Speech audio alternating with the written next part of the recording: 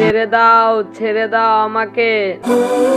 না, তোকে ছাড়তে পারবো না, তোকে পুড়িয়ে আমি খাবো। হা হা হা হা হা হা হা। বন্ধু, আমরা যে এই গ্রামে ঘুরতে এলাম, এই গ্রামে তো কোনো মানুষ দেখতে পাচ্তেছি না। এই গ্রামে কি কোনো মানুষ থাকে না? হ্যাঁ বন্ধু, আমিও তো সেটাই ভাবতেছি, এই গ্রামে তো কোনো মানুষ দেখতেছি না। এটা কি কোনো ভয়ঙ্কর গ্রাম নাকি, এটাও তো বুঝতেছি না।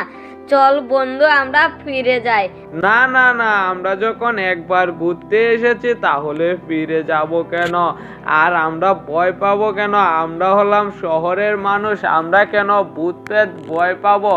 এখানে কিছুই নেই, তোমরা চলো, আমরা গ্রামে মানুষ নেই, আলো ভালো হয়েছে মনে হয়। কোনো একটা কারণে তারা চলে গেছে, এখন চলো ওদের বাসায় আমরা থাকতে পারবো। বন্ধু, যাওয়াটা কি ঠিক হবে?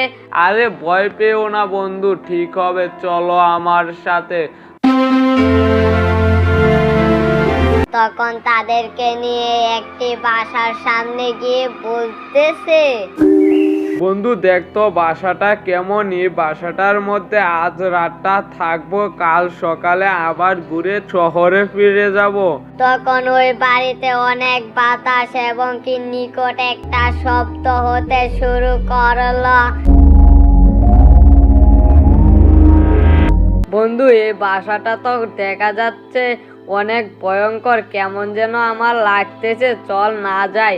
না বন্ধু, আমরা থাকবো এখানে, কোনো সমস্যা নেই। তোমরা কি ভূত প্রেত ভয় পাও? হাই রে, আমি কাদের নিয়ে আসলাম, চলো তো, তা না হলে আমি একাই যাচ্ছি। তখন সে একা বাসার ভিতরে ঢুকে পড়লো। বন্ধু, আমার তো ভয় করতেছে, আমি কি যাব? না বন্ধু, আমিও যাব না, চলো আমরা এখান থেকে চলে যাই, অন্য একটা বাড়িতে যাই, ও এখানে থাকুক। এটা বলে তাকে এখানে রেখে তারা চলে গেল। তখন সে রাতে ঘুম আলো। তখন রাতে সেখান দিয়ে ওই রাক্ষসটা যেতেছে। তখন সেই বাসা থেকে তার নাকে ঘ্রাণ যাচ্ছে।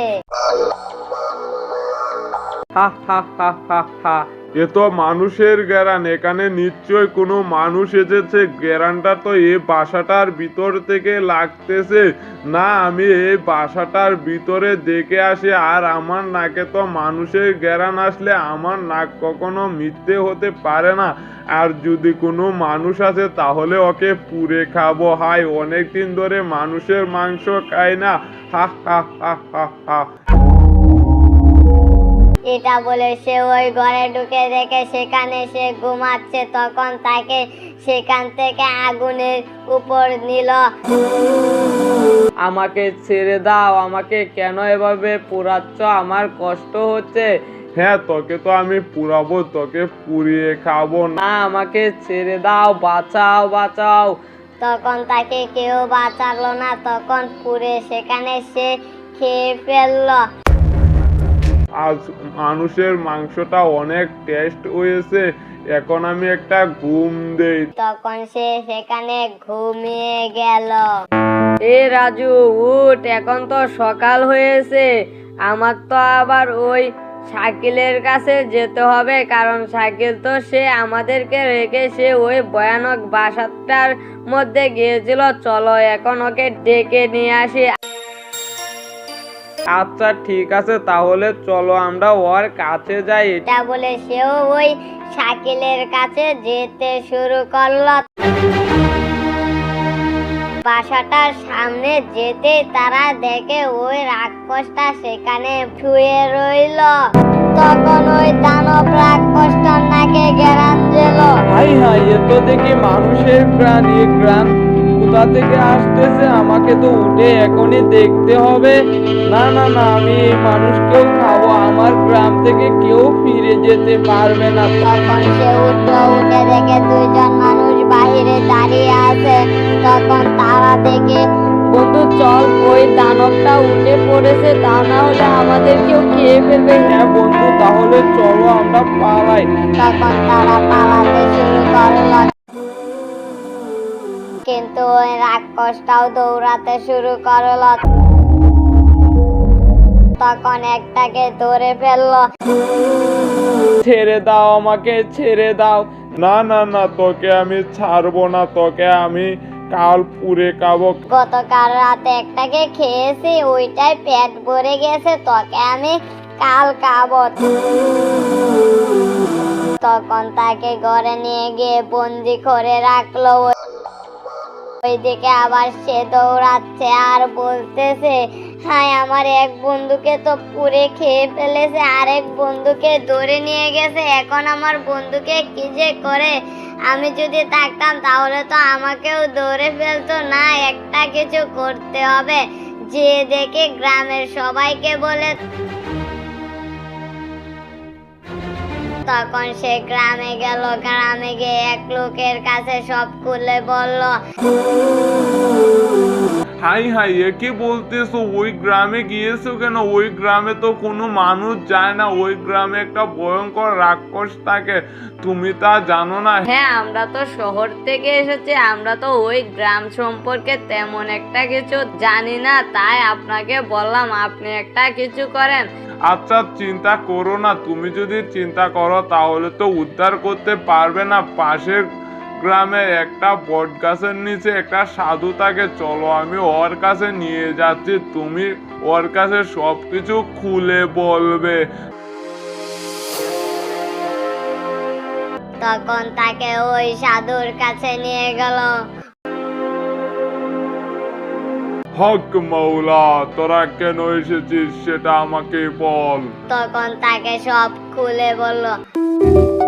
হাই হাই, ওই গ্রামে কেন গিয়েছিস? ওই দানবটাকে মারতে হলে তো অমাবস্যা রাত ছাড়া ওই দানবটাকে মারা যাবে না, কারণ ওই দানবের প্রাণ একটা পাখির মধ্যে রয়েছে।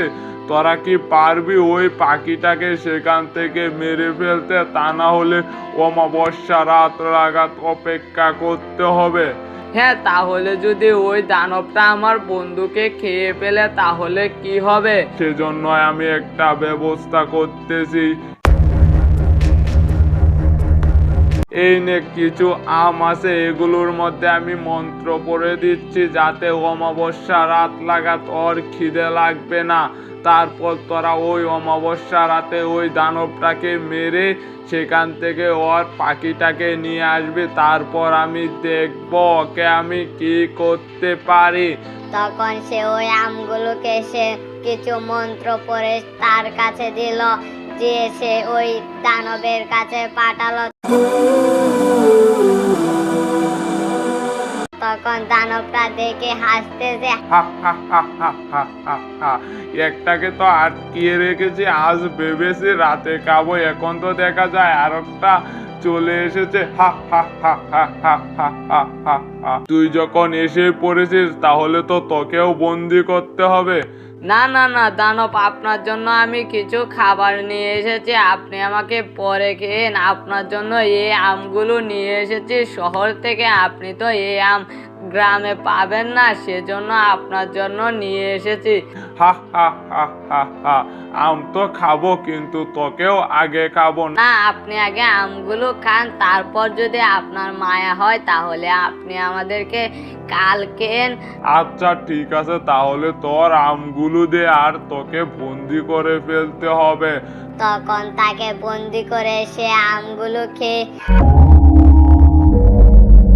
হাই, এ তো দেখা যায় অনেক মিষ্টি এবং কি অমৃতর মতন লাগতেছে। সবগুলো খেয়ে তার পেট ভরে গেছে। তখন সে ক্লান্ত হয়ে বলতেছে, না না না, এখানে আর থাকা যাবে না, আমি যাই, যে আমি আমার গুহায় গিয়ে আমি আশ্রয় নেই। এখানে এদেরকে বন্দি করে থুয়ে গেলাম, আমার যখন ক্ষুধা লাগবে তখন আমি ওদেরকে খাবো। এটা বলে সে তার গুহার দিকে রওনা দিল।